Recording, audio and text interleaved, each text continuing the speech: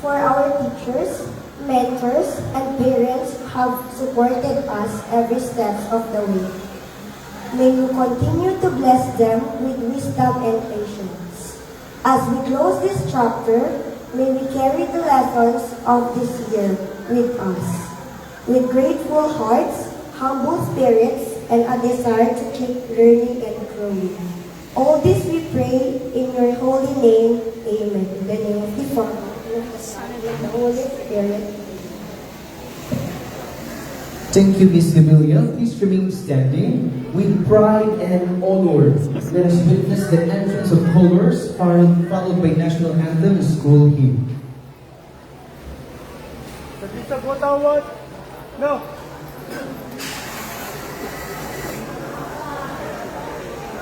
Patakdo. No. Pasulong. Good.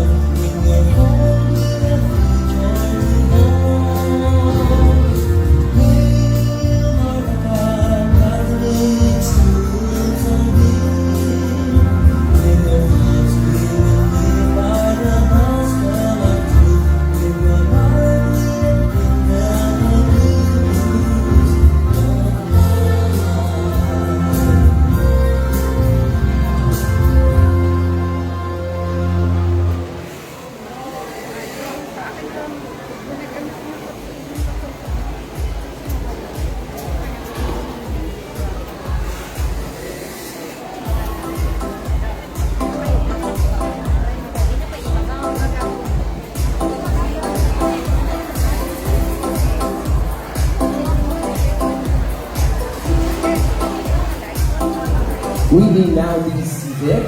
To officially start this program, may we hear a word and welcome the guiding light of these ACE projects. Our dynamic ACE facilitator with these brilliant students that will make us on a journey into ACE possible projects. A showcase of brilliance brought to life by our talented students. Let's give them a round of applause, please.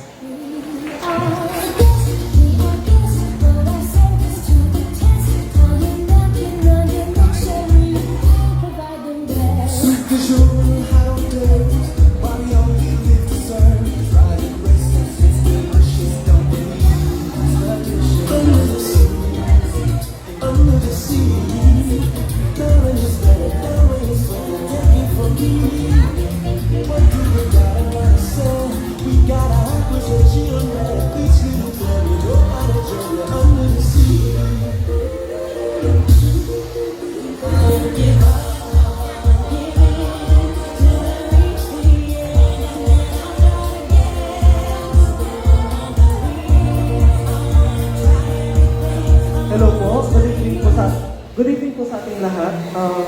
Ako po pala si Sir J.P. Villanueva po, the ACE facilitator of our ACE program po. So, ayun po. First and foremost, I would like to express my deepest gratitude to all of you for being here today. So, thank you po kasi nandito po kayo ngayon para makita kung ano po yung mga project ng mga bata ngayon. And it is truly an honor to stand before such a wonderful gathering of passionate educators, supporting parents, and enthusiastic learners. To our beloved principal, thank you for your visionary leadership and for opening the doors of opportunity through ACE program. Your dedication to academic and career excellence has inspired us to aim higher, dream bigger, and work hard. Your warm welcome and continued encouragement have made us feel valued and empowered. And also, I am also glad and excited to present 8 different ACE-powered projects. So, we have 8 different ACE projects na ipapresent po natin ng mga bata starting from grade 2, grade 6, grade 7, grade 8, grade 9, and 10. So, those are the grade levels na ayan po, magpapresent for today's event. And rest assured that every of our students show their efforts, talents in programming and creativity. For the next school year, we will be leveling up. Aside from software development, we will be upgrading into robotics, wherein the students will venture the world of robotics and mechanics. One of the example is Tapit. So, meron po tayong example po ng project ngayon. Tinatawag po namin siyang Tapit. So, ayun, example po siya ng leveling up po ng ACE next school year. And Tapit is a community-based project to help the SES community. So brace yourself and look out for the advancements that ACE can offer. Thank you. Thank you, Mr. JB. Now, it's time to unveil the magic and brilliance of our ACE presenters as they showcase projects that bridge imagination and innovation. Our grade 2 stars are ready to take us on not only but 2 remarkable adventures. First, we'll dive into a day with Timmy, where imagination breathes life into everyday lessons. Then we'll explore Jesus, force and motion, and community unity, a brilliant showcase of faith, science, and teamwork. Let's give a round of applause for amazing young talents.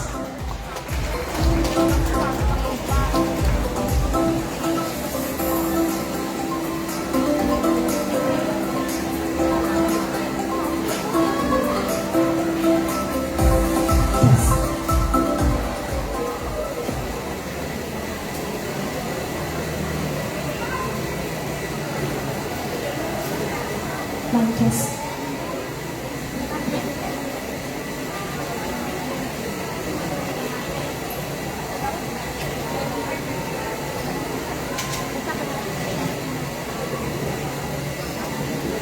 Good day, everyone. My name is Johanna. I'll grade 2 pupil. And for today, we will be showing you our project. And here with me is Andrew, Shannon, and Leah. For today, we will be showing you our project. Demo while clicking the project. When we click Timmy or Chad, he will walk them to the next part. And now let's all welcome Aliyah. First we're going to click the grandfather, then he will say, Jesus gave himself to us in the Eucharist, showing his great love for us.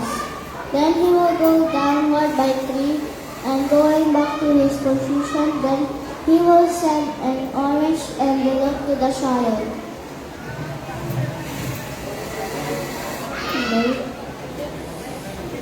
And then the child will say, thank you, Jesus, for your love. Help me to share it with others. Then he will go to the right and then will be proceeding to the third. For this part, we have to click the child or Timmy. And he will move to the left by 5 steps and says, let me help you, Lala. And send orange and mail.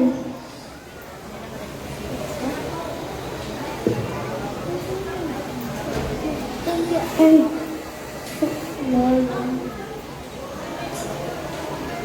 after that, the Lala or the grandmother will say, oh, thank you, Apple. And send a red mail to Timmy.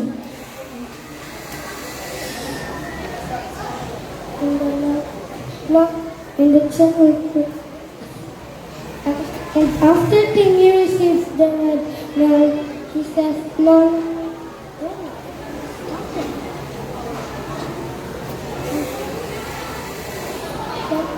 the Timmy will say, Lola, may tanong po ako. Dati po ganito ang ating lugar. Maraming po mga bagong gusali na. Dati maraming tindera dito nagbebenta. Ngayon puro mal na ang iyong makikita. Talagang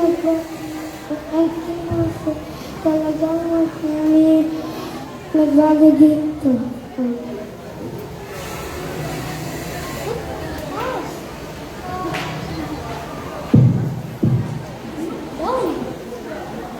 As you can see, there are 2 children and we can make them cooperate by pressing buttons, and child 1 will say, wow, this butterfly helps flowers grow by spreading pollen. Let's pick, and child 2 will say, let's pick some flowers. No, we should take care of nature. We take care, not harm it. Let's just observe them. Helping nature is fun and important. And go back to file 1.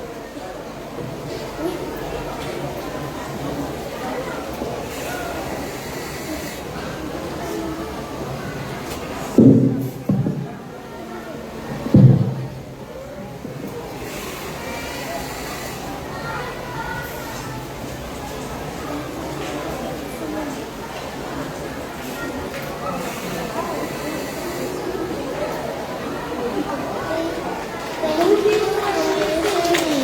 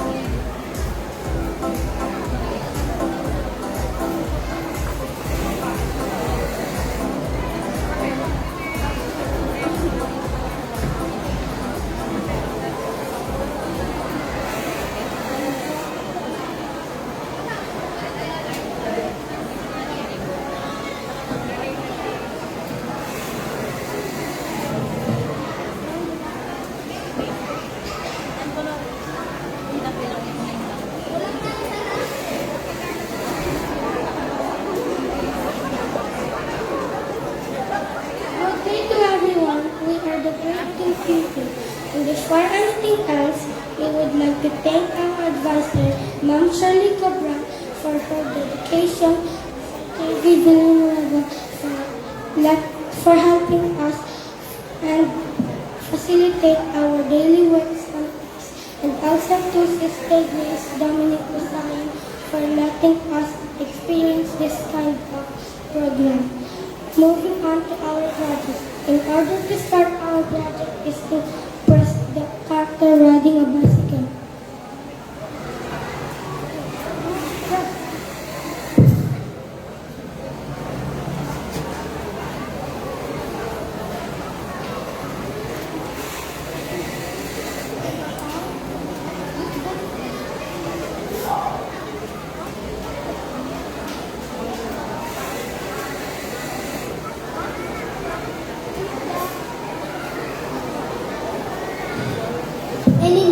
And in order to proceed to the story or main topic, we have to finish the maze using directional buttons or arrow keys. The characters will move accordingly, and make sure you finish the maze to proceed to the main topic.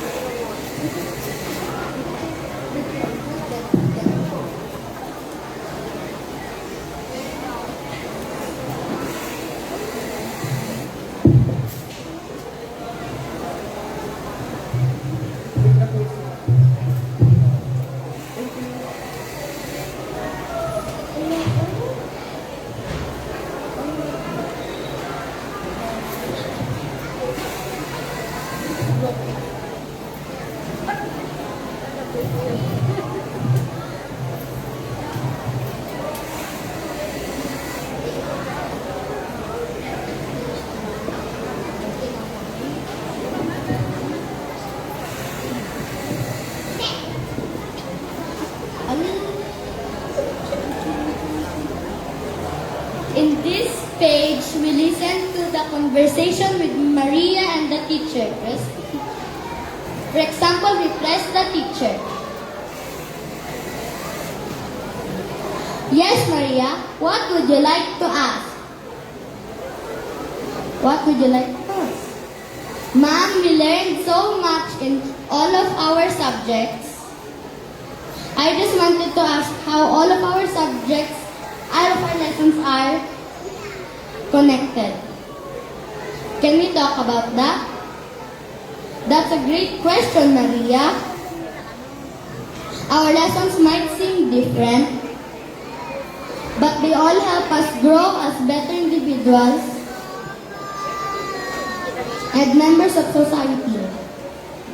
Let's go over each subject and see how they relate to one another. Would you like to begin? Yes, Ma'am, I'd love to. Let's start with Christian living.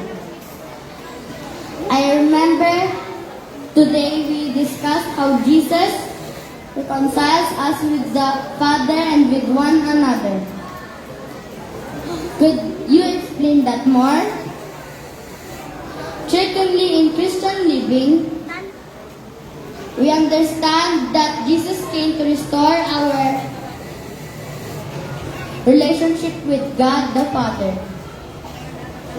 He showed us how to love and forgive one another. Because of Jesus' love and sacrifice, we can live in peace with God and with each other. Just like how we treat others with kindness and respect. Jesus teaches us to reconcile when there are conflicts. In Saya,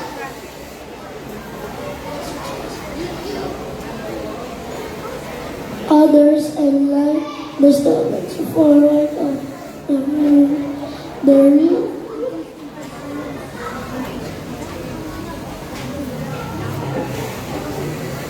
that's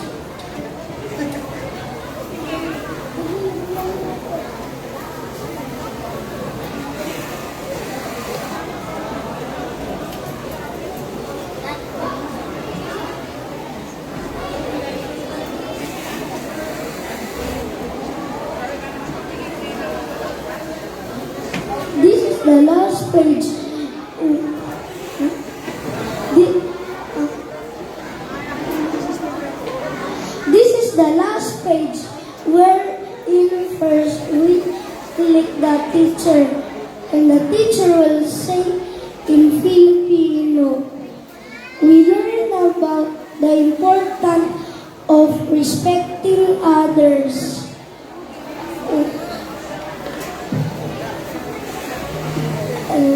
And their rights, appreciating their rights.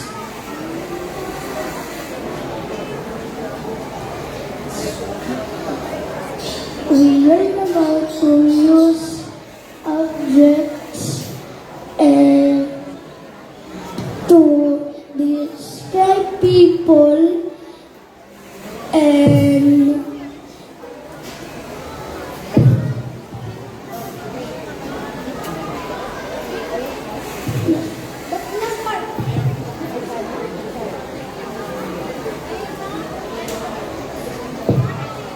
no, so their lessons are academic but also to be a better person. Thank you, teacher, for guiding us.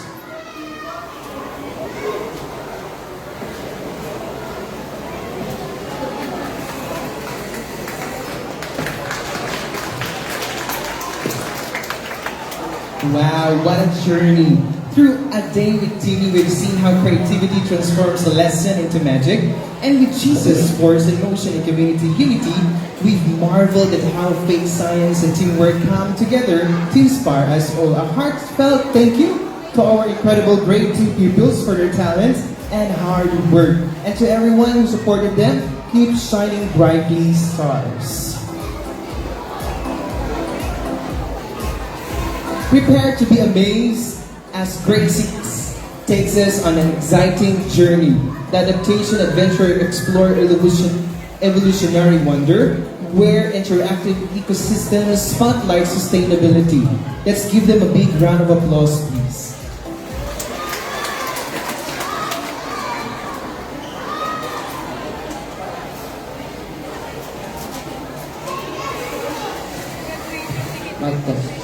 Good day, everyone. We are the grade 6 St. Therese. Today, we will present our project in ACE. Before we start, we would like to introduce ourselves. My name is Amari Nicolas Zaragoza. I am the Roxy Shelby Labrador. And I am Trisha May Artates. And I am Mateus Dico Florento. Once again, we are the grade 6 St. Therese.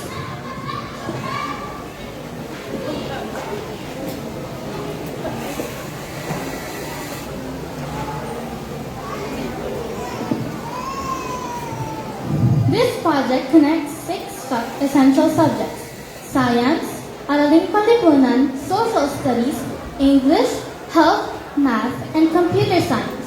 The main goal of the project is to foster a deeper understanding of protecting the planet by taking active steps to care for the environment. Through the project, students will learn about the environmental changes that we currently face in this generation, such as climate change, pollution, and the depletion of environmental resources.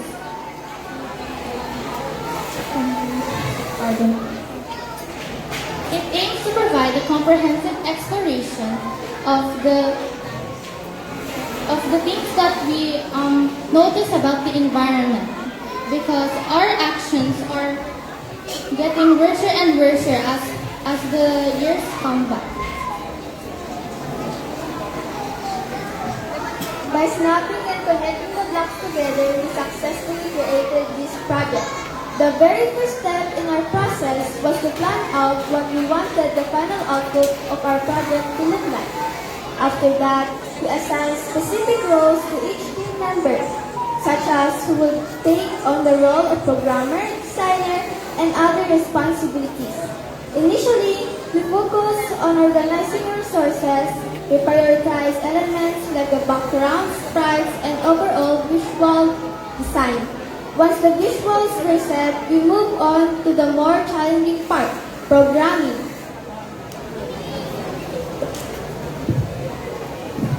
So to begin, simply press the green flag to show the main menu. After a few seconds, two buttons will show, the Start and Instruction button. These two buttons are helpful to navigate throughout the game. The Instruction button helps us understand the game, and it gives us a general overview of the mechanics and scoring points of the game. So as you can see, this is the scoring points. Fish is for 1 point, penguins is for 2, and seal is for 3. After you have familiarized with the rules, you can now start the game by clicking on the Start button. Once the game begins, the mechanics are straightforward but require quick reflexes. Your main objective is to click on the animals that appear on the screen. Each animal is assigned a specific number of points, so you'll need to be quick and accurate in choosing which animal to click in order to maximize your score. The faster you click and the more accurately you select the animals, the higher your score will climb. There is also a small feature on the polar bear. Once you click the animal, the polar bear's expression turns happy. But when you click on the trash, the polar bear's expression becomes sad. However, there's a twist. If you fail to click on animals or if you make certain mistakes, you lose health points or HP. The game continues until your HP reaches 0. If that happens, the game ends and you'll need to have to start over. Your HP serves as a crucial part of the game's challenge, so it's important to manage your clicks carefully. In summary, the goal of the game is to click on the animals to get the highest score. The blocks, we use these blocks to help, like the fish. We use a motion block for the fish, so that it can move down and it can be clickable. Another one is the health block. We use the looks block so that it can change appearance whenever we lose HP.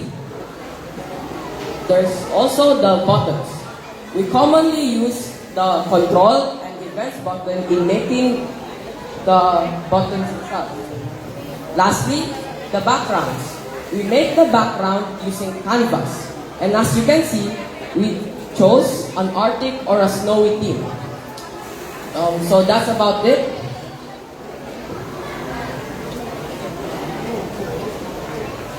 This is the end of our presentation. Thank you for listening. We hope we enjoyed the game. Thank you. Wow, what an inspiring presentation, dear grade 6. Congratulations on your brilliant work. Keep shining. Now prepare your hearts and imaginations for 2 incredible presentations that will leave you lasting impressions. Be inspired as grade 7 brings us God is My Savior, a soulful project a soulful project that celebrates the boundless power of faith. And then hold on your seats as we shift gears to the last screen, a thrilling showcase guaranteed to amaze and captivate. Let's give a thunderous round of applause for our talented presenters who are ready to light up the stage.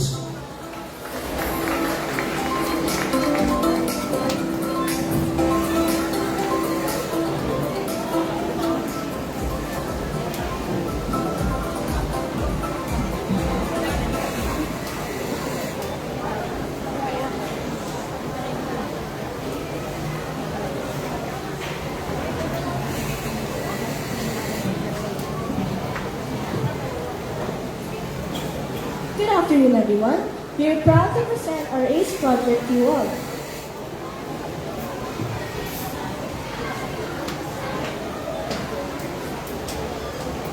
All of this wouldn't be possible without our fellow teachers, so we should first give them a round of applause for their hard work and dedication in teaching us the basics and complexities of coding in MBlock.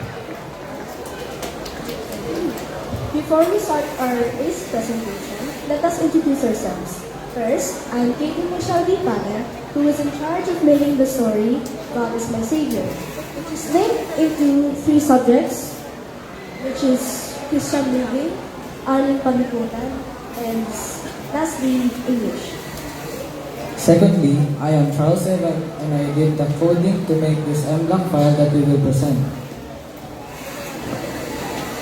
Thirdly, I am Matthew Bruno and I did the backgrounds for the M-Block file. And lastly, I am Jonas Cotillion Pimentel, and I made the script for our entire ACE presentation. Now moving forward, let us explain what M-Block is. Jonas, what is M-Block? MBlock is a software tool that allows us to program and code with ease. It allows us to create projects, games, animations, and more with little to no difficulty. It is a beginner code-friendly coding tool that anyone can learn in a few weeks. That of the way, let's start off with a synopsis of our project. Our story project shows and explains the perspective of struggling in poverty and facing discrimination from the lack of money in the Philippines, while also worshiping God, Sandy, the main character in the story. This character is often shown throughout the story. From start to finish, his choices heavily impacts the story, which makes him lead to the ending. He shows his devotion to God, expresses love for the country at the very end, leading the main antagonist to face a change. Making this project wasn't easy. It was time-consuming and it wasn't without its flaws. There were many errors throughout the making of this project, and we are thankful that Sir JD, along with other teachers, helped us solve the problems while making this MBlock project. Now let's move forward to the features of our creation. Let's start off with information button. This button explains, summarizes the story, and gives a brief description of the character. The second button is the next button. When you press the button, it progresses the project to the next part. The third button is the start button. It starts the entire creation and enables us to watch the project entirely. Before we present our creation, let us first introduce you to our characters. The main character is Kendrick. He is the protagonist. Then the second character is Daniel, who is the antagonist of the story. And Tyler is a side character who is his main acquaintance. Lastly, Burley, the second side character. Now let us watch our ACE project. So, God is my savior. In this first scene, we introduce three characters, as we mentioned: Kendrick, Tyler, and Daniel. In this scene, they seem to be showing that the antagonist, Daniel, is bullying or bothering Kendrick, while Tyler here is saving Kendrick from conflict and problems.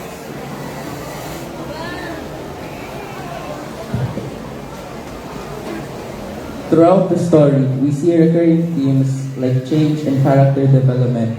But our ACE project is over 5 minutes long, so that's why we encourage you to come to the ACE room later to continue watching the entire story. So, lastly, let me explain how our entire group made our entire ACE project. Firstly, our sprites and backgrounds were made using Canva, and to connect the command blocks, we use the loops, variables, and event blocks to connect them for the digital story to function and to run.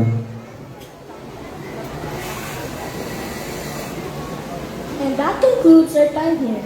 Thank you all for listening, and before we leave, let us thank Charles, Nash, Matthew, and of course myself for creating the script and the story. Without one of us, we wouldn't have been able to finish this ACE project and the making a script for this presentation. Once again, thank you all and have a great day. God bless! Thank you, grade 7. What an unforgettable experience. From the heartfelt and deeply moving God is my Savior to the electrifying and spine-tingling The Last Scream. Bravo to the grade 7. We still have the last presenter, The Last Scream, again by grade 7. Let's give them a round of applause, please.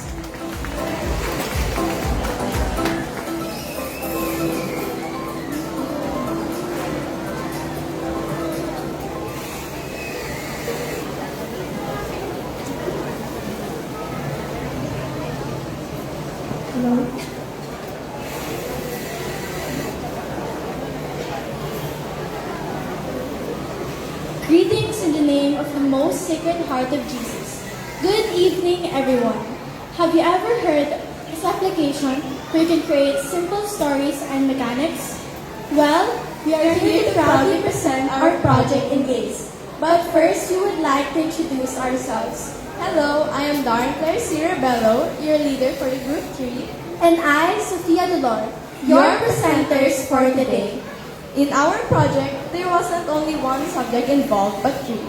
What do you think are these? These are CL, English, and AP. We also use different various applications to create them, just like Google, Canva, and the characters creating for our characters, and most especially Mblock. Our project is entitled The Last Scream. How did you think we got this idea? See, our project is all about a Filipino belief featuring a group of friends when they have a bad bonding, which resulted them into doing bad decisions to ease their boredom. A part in the story that explains the title. But first, let us tell you and introduce to you the world of Mblock. So what do you think is Mblock? Mblock is designed primarily for educational purposes, especially for students and beginners in learning to code and work with hardware. It is developed by MakeBlog and is widely used in STEM education. And of course, we have reasons for why Mblock was made. Can we hear all about that, Pia? Yes, Mblock is used to help students learn coding in a fun and easy way of using blocks.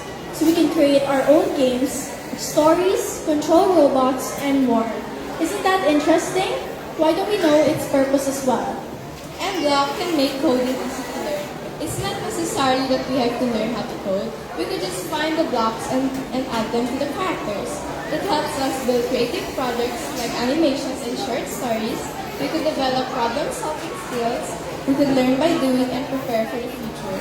And block coding is a useful skill for us students, for school, jobs, and for the world of technology these days. Wow! Since our story is based all about Filipino mythical creatures, beliefs, why don't we take you to how we came up with the idea? See, our performance classrooms all around Filipino values. And we thought, why not come to show beliefs about the importance of our friends in this way? In creating tasks, games, or presentations, in Mblock, we will have simple steps. First, ready our sprites, which is our characters. Those are needed in making the project work. We also need to have our backdrops, which is our backgrounds. Of course, if you have characters, you need to have a background for it. And simply last is to add commands to it. Just find which command you need for it to operate, then give it to the characters, and just by that, we could be done in no time. See, it's very simple. Just find, drag, and drop. Students can learn new skills which adds up to our knowledge. We can learn how to use motion, looks, and sensing blocks. We could learn how to create conversations between two simple characters, and we could learn basic logic with the if else, and elif statements. And lastly, it is a simple way of how to animate and host a very simple and short story. There are many things we can learn in ACE. Yes, it's simple but creative and new. Our story project shows the value of friendship in every single life and way. We should be prudent and have good thinking strategies before we act on something. We get our friends once in a lifetime, so spend your best bonding with them. Thank you also for our helpful ACE moderator, Sir J.B. Villanueva, for guiding us through our project. Stay creative and have fun while coding with Mblock. Again, since our project is too long, over 5 minutes, you may just proceed to the ACE classroom and a center over there where you could watch the entire story. Again, this is the Group 3 7 St. Clair. Thank you for your time and have a wonderful evening. Wow, bravo to our grade 7 stars for their creative projects. Keep dazzling us with your creativity and passion. Thank you, grade 7. From thrills to knowledge, grade 8 takes us on a geographical adventure as they present different folks in the Philippines. Let's learn and marvel at the science behind our land.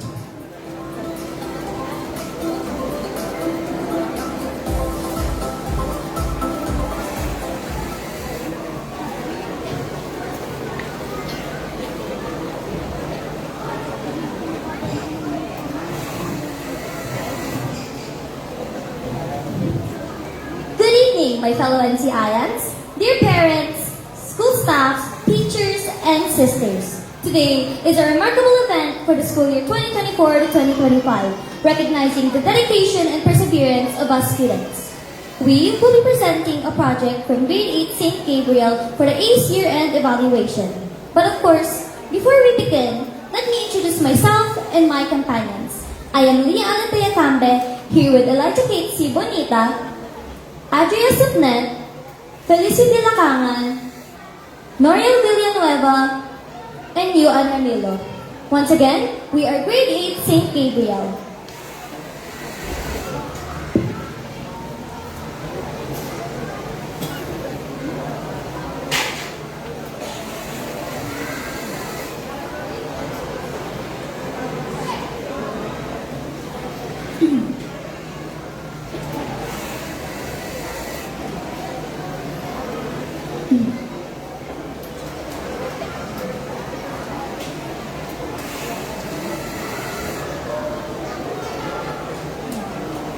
Good evening.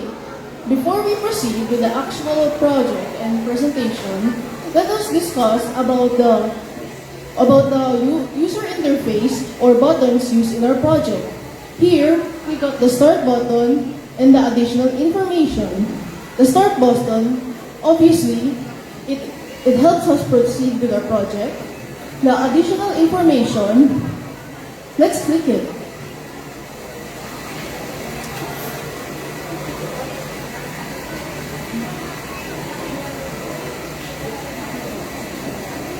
So when we click the information button, it says here that this project is an educational piece which explains earthquakes and faults that's in the Philippines.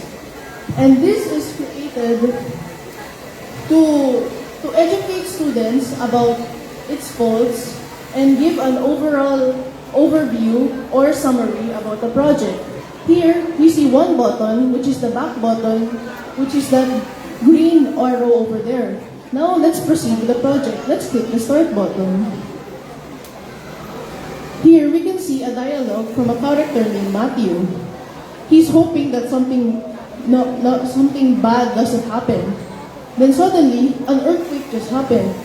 For some reason, Matthew didn't know what's an earthquake.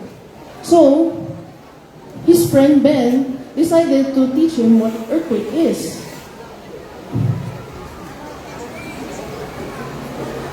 From the face of the characters, Ben looks disappointed in Matthew as he don't know what's the meaning of earthquake. Based on Ben, earthquake is a sudden shaking of the ground caused by the movement of tectonic plates beneath the Earth's surface. These plates can shift, slide, or collide, which releases energy that causes the ground to shake. The point where the earthquake starts is called the focus, and the land above it is called the epicenter. These earthquakes can vary in size, small tremors, to massive shakes.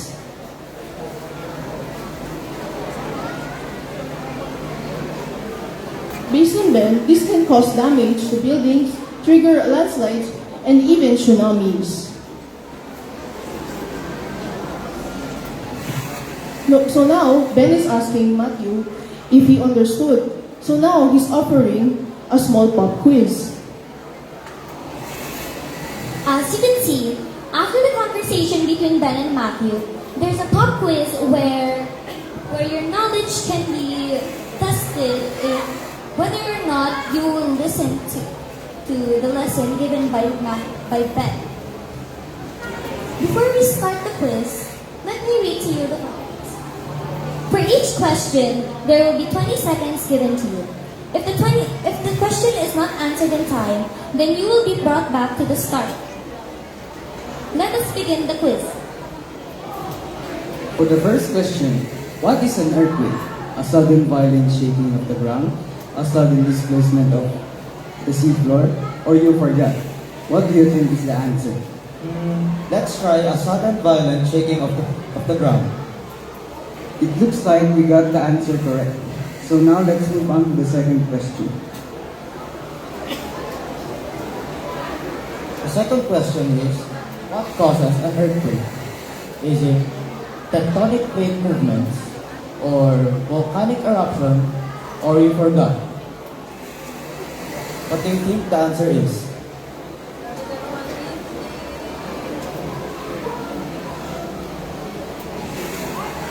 I heard from that side. Oh, looks like our time has run out. Since the time has run out, the quiz reset and we must go back.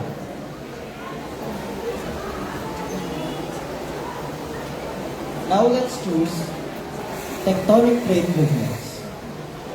Since the answer is correct, move on from the second question to the third question.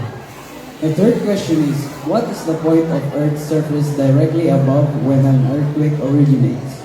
Lithosphere, epicenter, or you forgot? Let's try epicenter. It appears we got the question correct. Now let us witness another dialogue between Matthew and Ben. Based on this conversation, it seems Matthew thinks he's better now at the topic of earthquakes.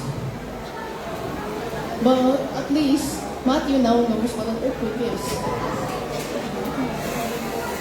As we go further into our discussion, we can see or we can view the Philippines and a character beside it named James.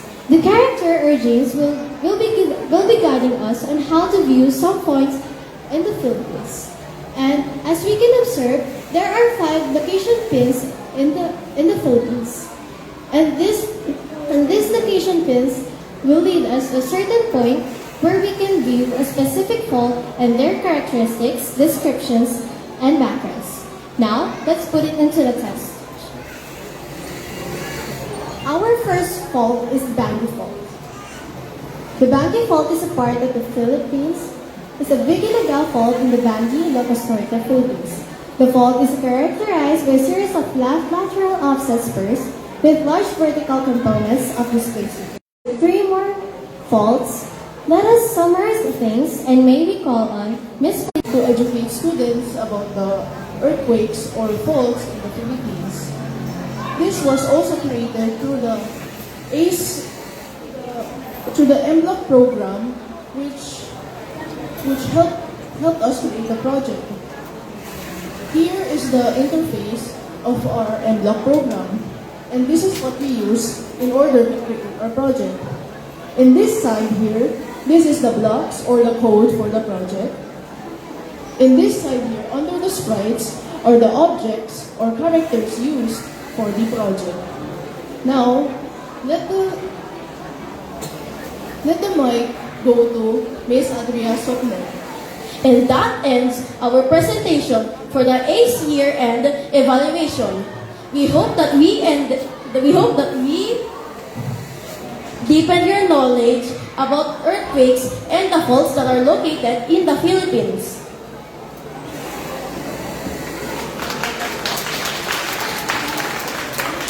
Thank you, Grade 8, for that informative and wonderful presentation. Up next, we have an innovative project that's sure to impress. Grade 9, stop it. They've developed a streamlined way to record attendance with a simple tap. Get ready for an energetic and magical presentation from our talented Grade 9 students.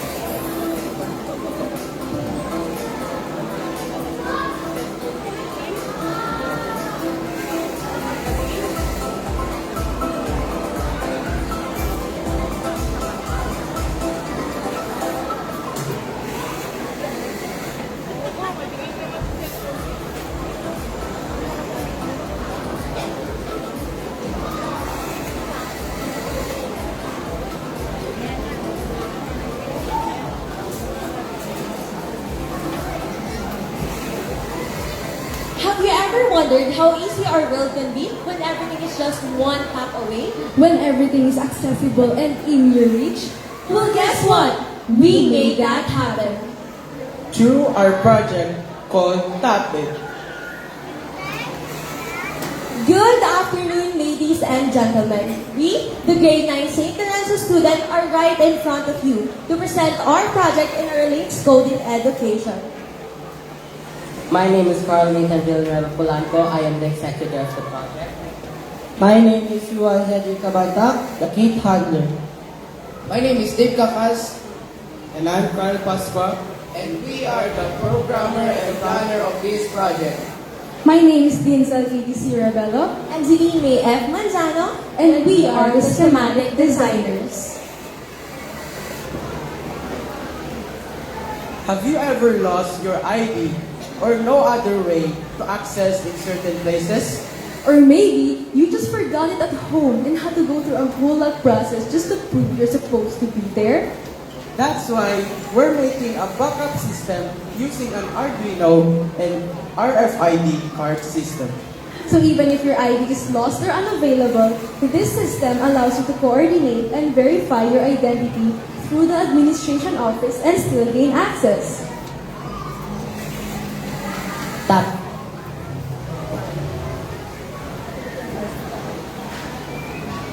Tap It is a prototype project designed to offer a streamlined and efficient solution for reporting attendance with just a simple tap of student ID.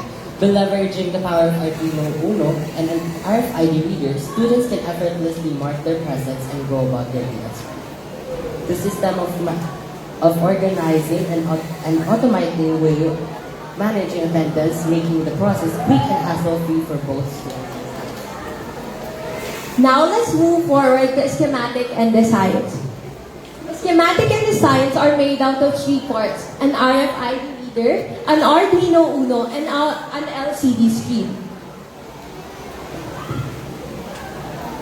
Now, let's talk about what is Arduino. Arduino is an open source microcontroller board based at the ATmega320B chip. It is designed to make electronics more accessible to everyone, whether you're a beginner or an engineer.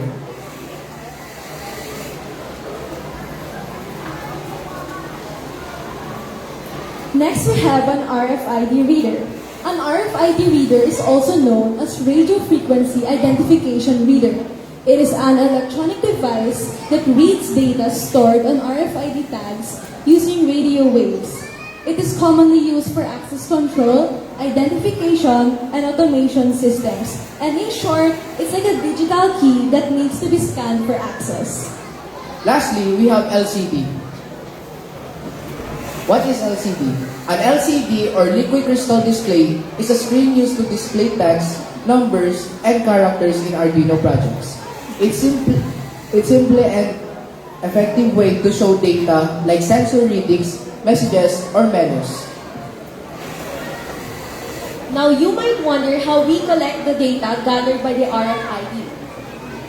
We connect Arduino to MS Excel in order to gather data. To connect Arduino to Excel, one of the most popular and simple ways is by using a tool called PLX-DAQ.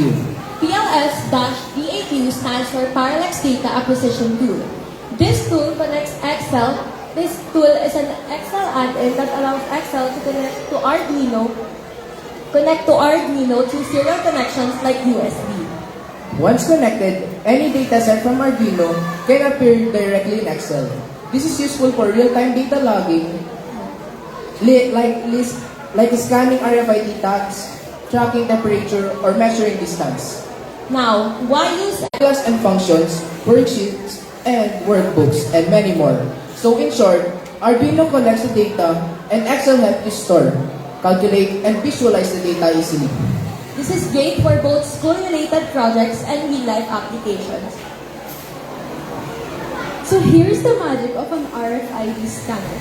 So, if you ever lose your main ID, you just go to the admin, get verified, and tap your backup card. If approved, the system will say, "Welcome student." Carl steps in and taps a verified card. And look, it says, "Welcome student." As you can see, Krell's card has been verified by the admin, so the system recognizes him and gives access. But if the card isn't recognized, it will display not registered, meaning you need to go to the admin for verification first. Now Celine taps an unregistered card. The LCD displays not registered. Since Celine hasn't verified yet, the system denies access. By the way, here we can find the exact date and time of when the card was tapped. So with the name of the student and their ID. And that's it. That's how it works. We would also like to express our sincere gratitude to Sir JV, our project moderator, for his invaluable guidance, support, and encouragement throughout the development of this project. His expertise and dedication have greatly contributed to the success of our work.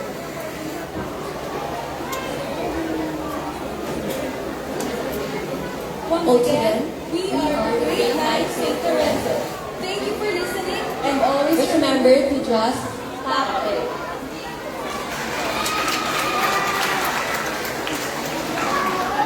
Grade 9, you truly amaze us with Tap It. Fantastic job! Keep up the great work, Grade 9. Ladies and gentlemen, it's time to embrace another wonders of innovation as Grade 10 presents the Quiz app. This interactive mobile app combines knowledge and technology, featuring fun and catchy subjects like Problematic for mathematics, Sci-Quick for science, and Embrace Test for Christian living. Let's give them a big round of applause.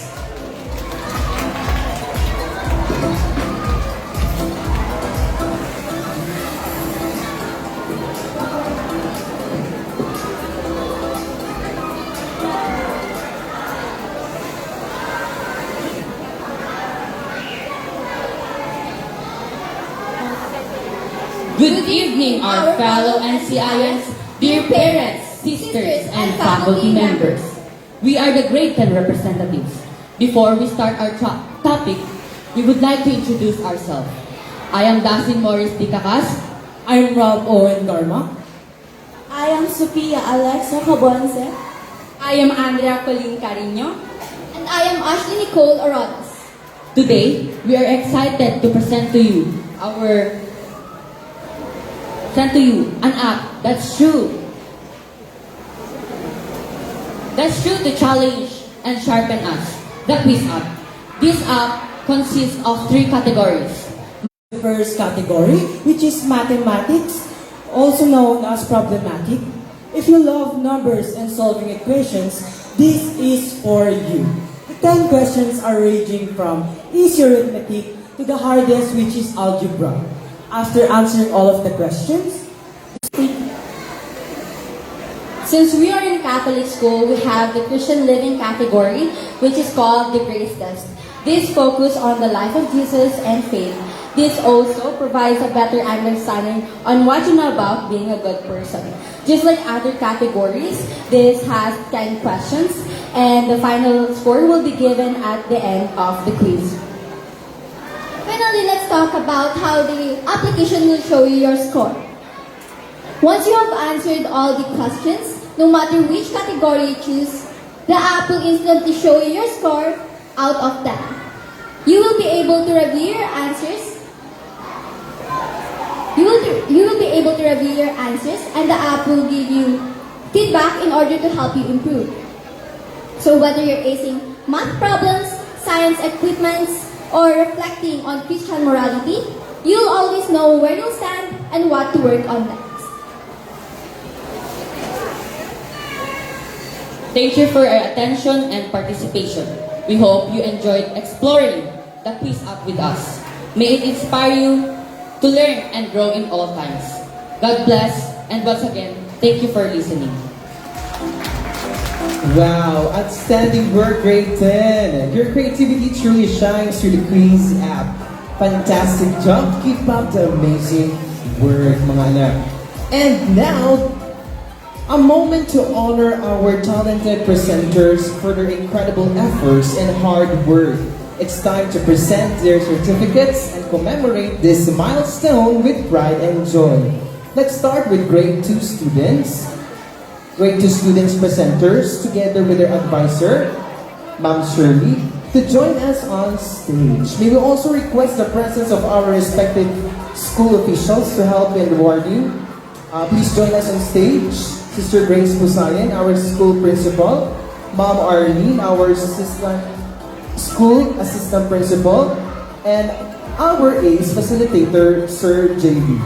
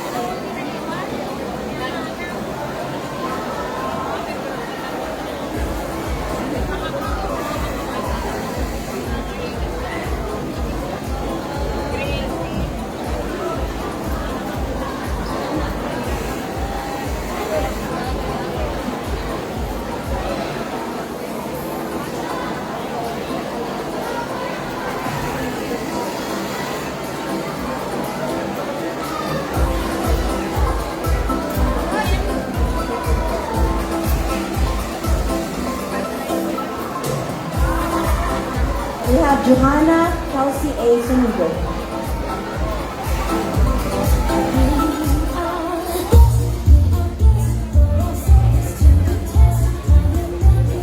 Roy Sean C.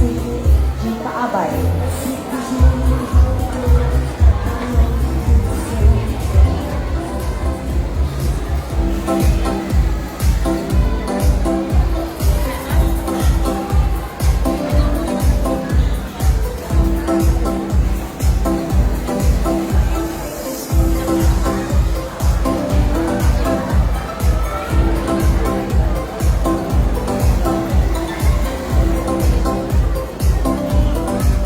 Andrew Johan M. Cabasa.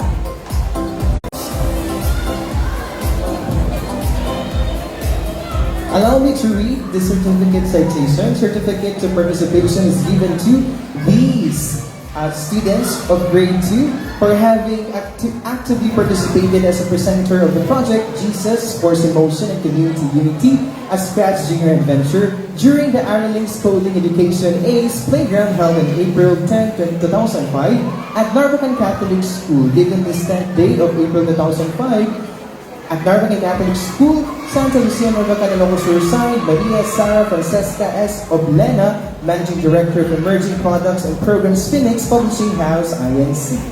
Congratulations, grade 2 students.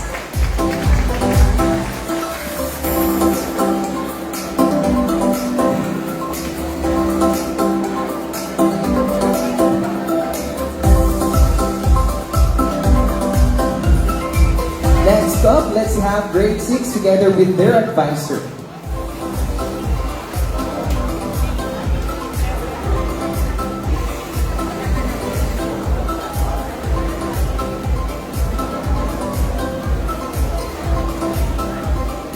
Congratulations to Trishane QR Tates. Amari Nicola Zaragoza.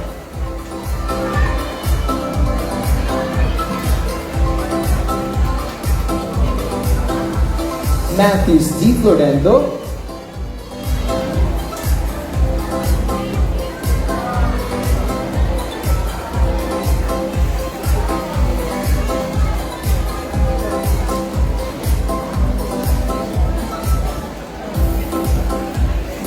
Del Roxy Shelby Labroy.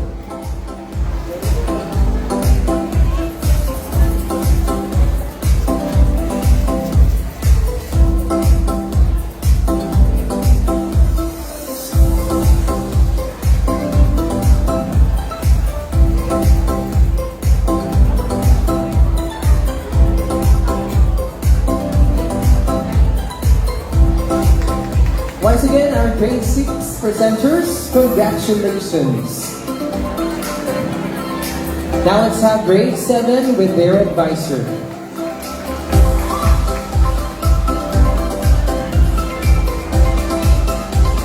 Jonas C. Pagatuan. Jonas C. Pimentel.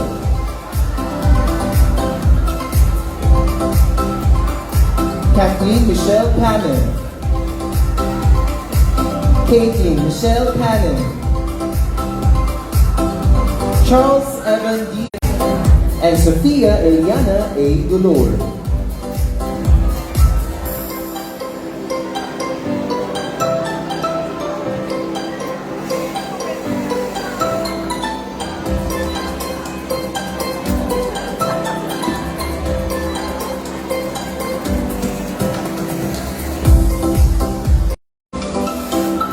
Felicity Patricia Latangan.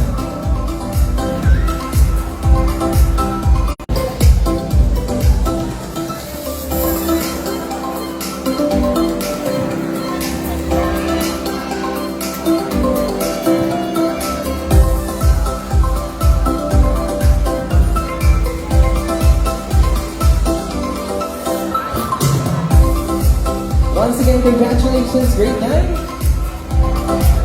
Last but not the least, we have grade 10 with their advisor.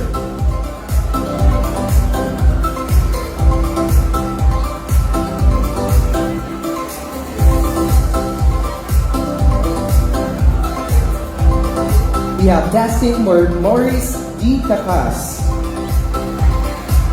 Ralph Owen G. Garma, Sophia Alexa G. Cabonce, Adria Colleen D. Carino, and Ashley Nicole D. Oronos.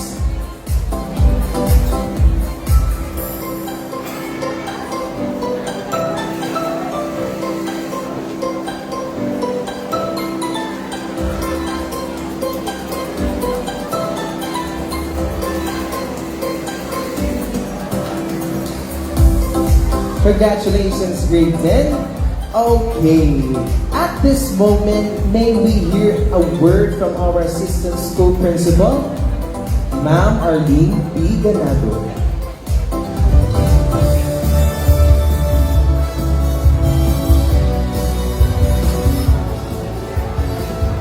Okay, good evening once again.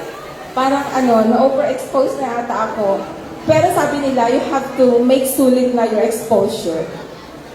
Okay, so guys, you have just seen our pupils and students present their incredible work. And that is the work of ACE. ACE, as in Arlene's Coding Education. Ito po yung nagagawa ng ACE sa ating panahon ngayon. Sir, pwede pong pakitim yung lights. Konti lang po, hindi masakit sa mata. Okay, so our dilemma now is, according to our school principal, there are some of you who are saying like, masyadong mahal ang ACE, parang hindi na kami dito next school year.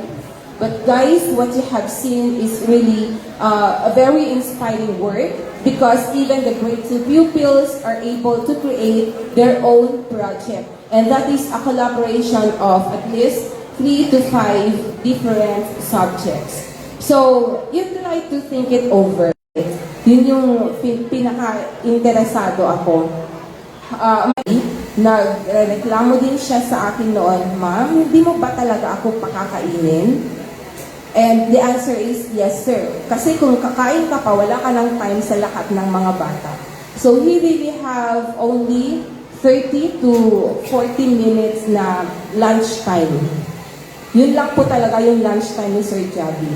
And thanks God, he survived. Hindi naman po siya pumayat, lalo siyang naging patient, lalo siyang naging very enthusiastic teaching our pupils and students.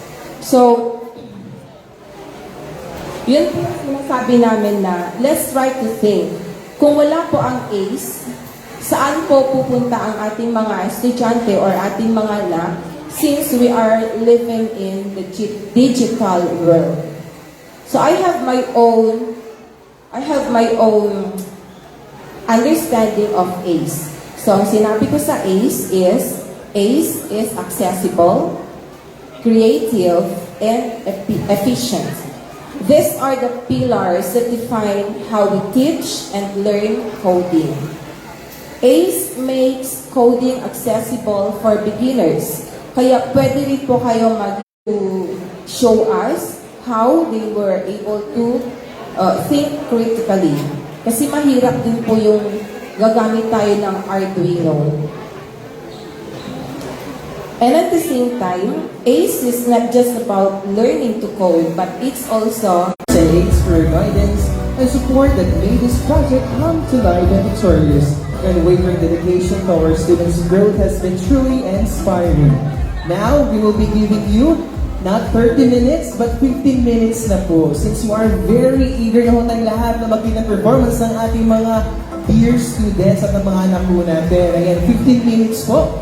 During this break, we would like to encourage students together with your parents, mga anak, sa ating presentation.